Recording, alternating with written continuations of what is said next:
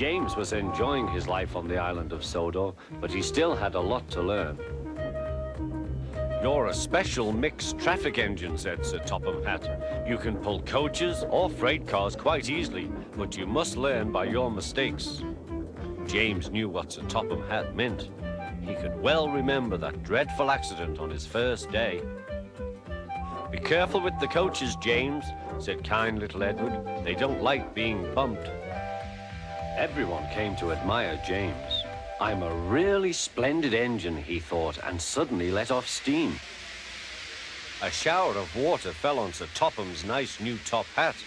Just then the conductor blew his whistle and James thought they had better go. Go on," he puffed to Edward. Don't push," replied Edward. The coaches were grumbling too. "Don't go so fast, don't go so fast." But James didn't listen.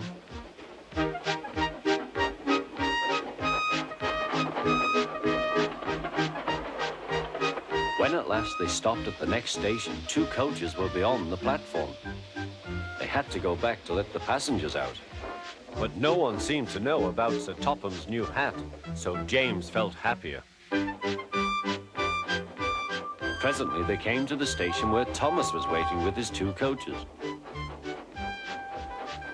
"Hello, James," said Thomas. "Feeling better?" "That's right." "Oh, that's my conductor's whistle. I must go. I don't know what Sir Topham Hatt would do without me to run this branch line."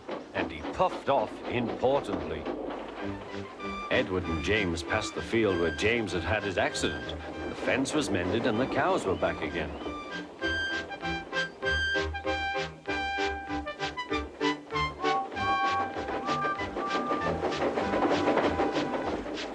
They ended their journey and rested before setting off for home. James was still wondering what Sir Topham would have to say about his new hat.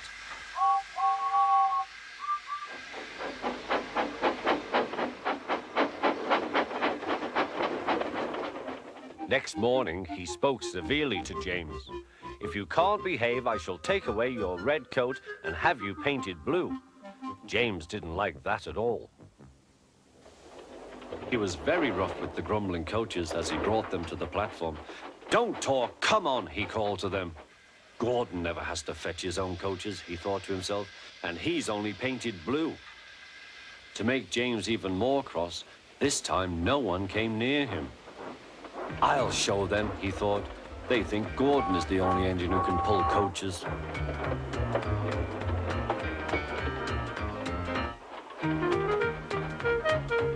"Hurry, hurry, hurry," puffed James. "You're going too fast, you're going too fast," replied the coaches.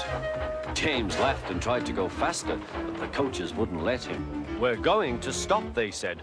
"We're going to stop."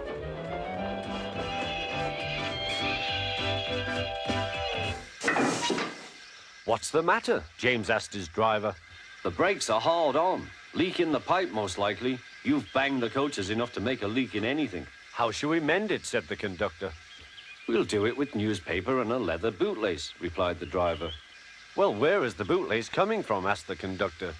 "Ask the passengers," said the driver. "You have a leather bootlace there, I see, sir," said the conductor to a smartly dressed man. "Please give it to me." "I won't," said the man. "Then," said the conductor, "I'm afraid the train will just stop where it is." The passengers all said what a bad railway it was. Then they told the man how bad he was instead. Everyone was very cross. At last he handed his laces over. The driver tied a pad of newspaper tightly round the hole in the brake pipe, and James was able to pull the train.